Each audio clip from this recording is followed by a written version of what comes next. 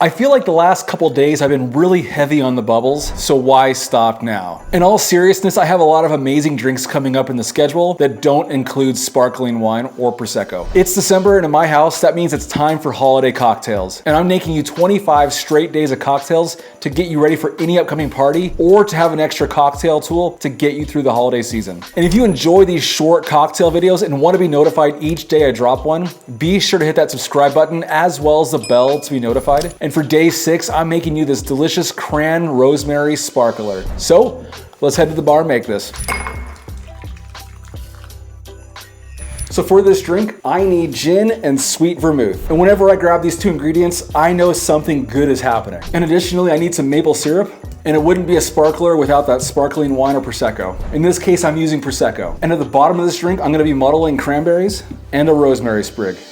And the tools I need for this drink are a shaker set, a hawthorn strainer and a mesh strainer, and a muddler.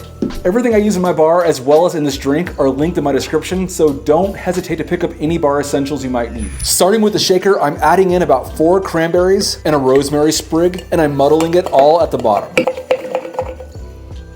Now add 3/4 of an ounce of maple syrup. Next, add 2 ounces of gin. Now it's time to add 3/4 of an ounce of sweet vermouth. Now you can add ice to the shaker and shake for about 10 to 15 seconds. Once that's done, bring out your coupe glass and double strain everything into it.